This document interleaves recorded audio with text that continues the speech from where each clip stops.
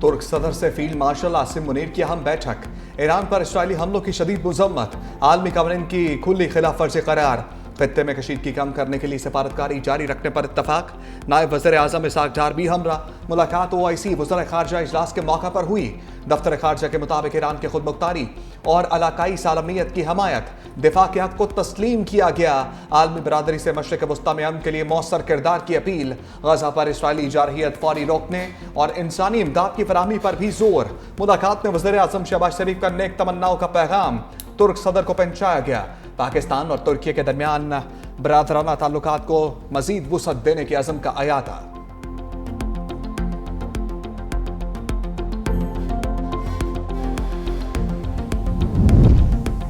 ईरानी वज़ीर ख़ारजा ने इसराइल जंग पर अमरीका को खबरदार कर दिया। इस्तांबुल में गुफ्तगू करते हुए अब्बास इराक़ची ने कहा कि अमरीका की जंग में शमूलियत इंतहाई ख़तरनाक होगी। वाशिंगटन की मुदाखलत खित्ते में सबके लिए ख़तरनाक होगी। अमरीका ने इसराइल की हिमायत में ये इक़दाम उठाया तो अफसोसनाक होगा।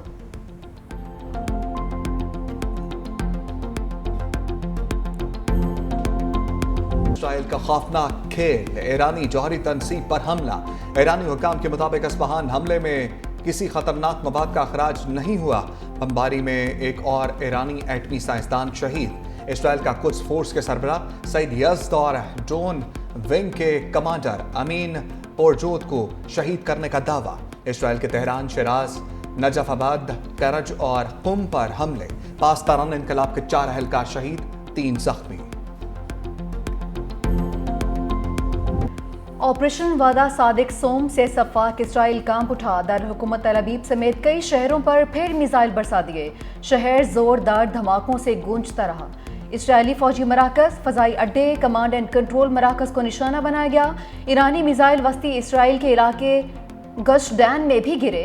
रिहायशी इमारतों में आग लग गई। हमले में कई इसराइली जख्मी हुए।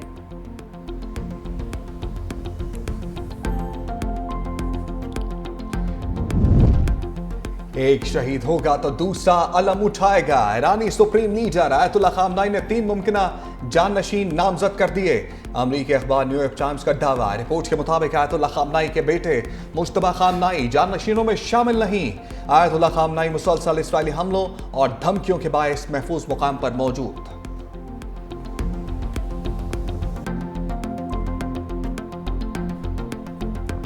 ईरान के खिलाफ इसराइली जहारियत पर ट्रंप की बेहिसी। कहा कि इसराइल को हमलों से रोकने का नहीं कह सकता क्योंकि वो जंग जीत रहा है। इंकशाफ किया, इसराइल के पास ईरान की जौहरी ताकत खत्म करने की सलाहियत नहीं है।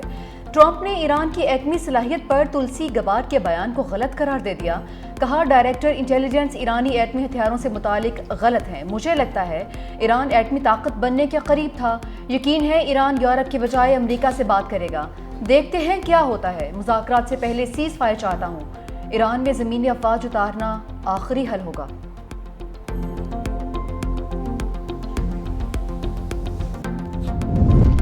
आलमी बरादरी इसराइल को रोकने के बजाय फोन घुमाने में मसरूफ। फ्रांसीसी सदर का ईरानी हम मनसब मसूद पज़ेश्कियान को टेलीफोन। खित्ते की मौजूदा सूरत हाल पर तबादला ख्याल। मैक्रोन ने कहा, ईरान को एटमी हथियार हासिल करने की इजाजत नहीं दी जा सकती। तेहरान को एटमी प्रोग्राम पर अमन होने की जमानत देना होगी। यूरोपीय ताकतें ईरान से जौहरी प्रोग्राम पर मुज़ाकरात तेज करेंगी। जंग से निकलने का रास्ता मौजूद है। ईरानी सदर ने जवाब दिया, हमारा एटमी प्रोग्राम पुरअमन मकासद के लिए है।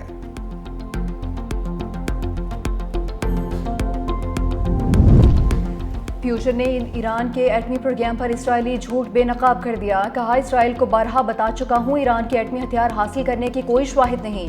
तेहरान को पुरअमन मकासद के लिए जौहरी तवानाई के इस्तेमाल का हक है। रूस इस शोबे में ईरान को दरकार ताउन फराहम करने को तैयार है। ईरान और इसराइल दोनों को मुज़ाकरात में लचक दिखाना होगी।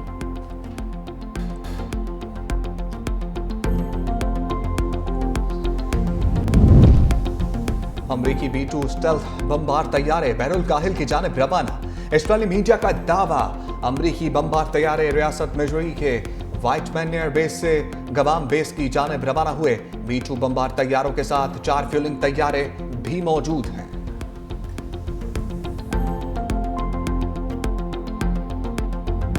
पाक भारत जंग रुकवाने पर नोबेल इनाम। ट्रंप का इनाम। पाकिस्तान का अमरीकी सदर के लिए अमन नोबेल इनाम की सिफारिश का फैसला।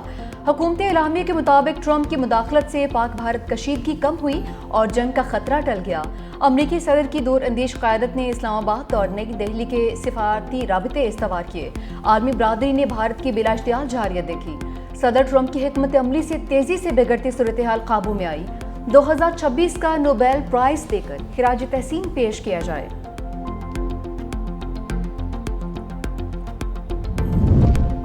ट्रंप ने भी नोबेल इनाम का ख्वाब आंखों में सजा लिया।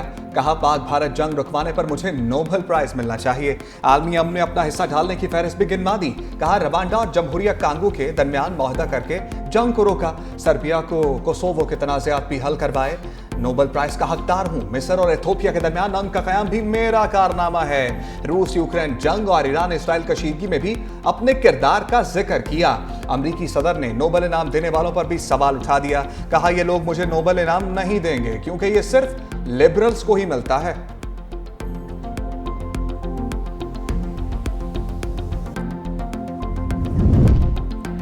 मोदी सरकार सेंतास मुआहदे की मुअत्तली बरकरार रखने पर बाज़ेद। भारतीय वज़ीर दाखिला अमित शाह का मुआहदा बहाल करने से इनकार। कहा, हम वो पानी जो पाकिस्तान जा रहा था नहर बनाकर राजस्थान ले जाएंगे। पाकिस्तान से सेंतास मुआहदा कभी बहाल नहीं करेंगे और ये मुआहदा कभी बहाल नहीं होगा। पाकिस्तान जाने वाले पानी का रुख अंदरूनी मुल्क इस्तेमाल के लिए मोड़ दिया जाएगा।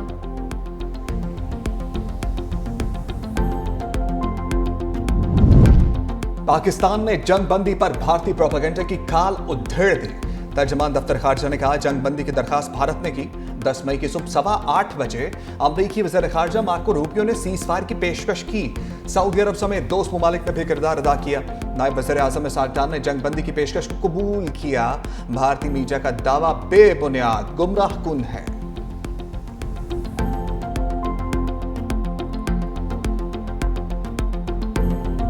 Every child we will educate, we will launch them to teach, study and learn. And that is the philosophy of People's Party. We intend to do more. We inshallah will do more. But slowly we'll catch the bunny. My then Finance Minister Naveed Qamar, I called him over and I explained the program to him. He understood and mashallah, this program is where it is today. Aiwan Sadr में बेनज़ीर हुनरमंद programme का इजरा। सदर आसिफ अली जरदारी ने कहा कि BISP के तहत तालीम समेत तमाम हकूक़ फराहम किए जा रहे हैं। BISP के इजरा में सैयद नवीद क़मर की काविशें काबिल सत्ताइश हैं। प्रोग्राम के जरिए कौम के बच्चों और बच्चियों को हुनरमंद बनाया जाएगा। तकरीब में खातून अव्वल आसिफा भुट्टो की भी शिरकत।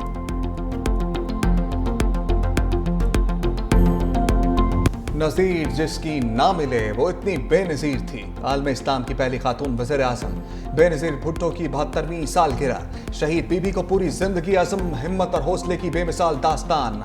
कम उम्री में वालिद को तख्ता-ए-दार पर चढ़ते देखा। सिर्फ 29 बरस की उम्र में पीपल्स पार्टी की क़यादत संभाली। 1988 के इलेक्शन में कामयाबी के बाद 35 साल की उम्र में वज़ीर आज़म बन गई। 27 दिसंबर 2007 को लियाकत बाग में शहीद कर दी गई।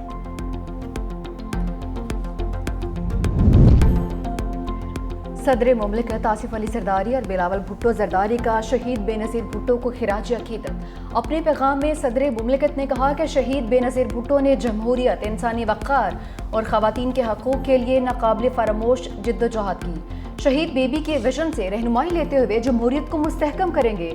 बिलावल भुट्टो जरदारी ने कहा, शहीद मोहतरमा बेनज़ीर भुट्टो हौसले, जमहूरियत और उम्मीद की अलामत थी।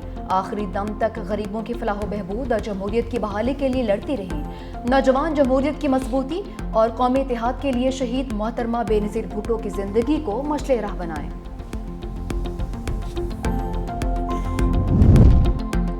सिंध असम्बली में शहीद मोहतरमा बेनज़ीर भुट्टो की सालगिरह की तकरीब। वज़ीर आला मुराद अली शाह, साबिक वज़ीर आला कायम अली शाह, निसार खोड़ो ने केक काटा। वज़ीर आला सिंध मुराद अली शाह ने कहा, मोहतरमा बेनज़ीर भुट्टो सिर्फ एक सियासतदान नहीं, एक नज़रिया थी। मुझे फ़ख्र है मेरी सियासी तरबियत शहीद बीबी ने की। सीनियर वज़ीर सिंध शर्जील मेमन बोले, शहीद बीबी मजलूमों, गरीबों, ख़वातीन और नौजवानों की आवाज़ थी। पूरी जिंदगी पाकिस्तान के अवाम के हकूक़ के लिए वक्फ कर दी। मुल्क भर में शहीद मोहतरमा बेनज़ीर भुट्टो की सालगिरह पर तकरीबात। जियालों ने केक काटे, जिए भुट्टो के नारे भी लगाए।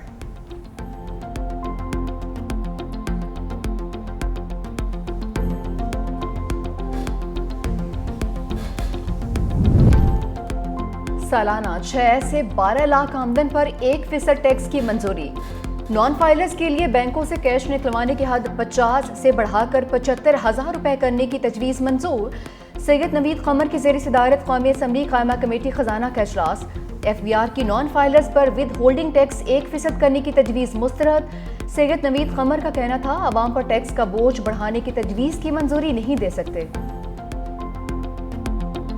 हुकूमत ने वज़ीर आज़म साहब की ख़ुसूसी हिदायत पर 6 लाख से 12 लाख तक तनख्वाह पाने वालों के लिए इनकम टैक्स की शरह 2.5% से कम करके सिर्फ 1% कर दी है। बरामद शुदा सोलर पैनल्स के पुर्जाजात पर 18% सेल्स टैक्स आयद करने का इब्तदाई फैसला मुकामी सनत को तहफ़्फ़ुज़ फराहम करने के लिए किया गया था। हुकूमत ने संजीदगी और लचक का मुज़ाहरा करते हुए इस मुजवज़ा टैक्स को कम करके 10% करने का फ़ैसला किया है और इस टैक्स का इतलाक़ सिर्फ 46% दरामदी पुर्जाजात पर होगा। वफाकी वज़ीर ख़ज़ाना मोहम्मद औरंगज़ेब ने सेनेट में बजट पर बहस समेट दी। कहा हमने अफरात ज़र पर काबू पाया, मुल्क की मैशत के लिए कई इक़दाम का ऐलान किया। सेनेट में दी गई बजट तजावीज़ हमारे लिए अहम है। तनख्वाहदार तबके के टैक्स में कमी की तजवीज़ है। सोलर पैनल पर 10% टैक्स का तलाक, 46% दरामद पर पुर्जाजात पर भी होगा। ज़ख़ीरा अंदोज़ों को सख्ती से खबरदार करता हूँ कि अवामी इस्तेहसाल ना करें।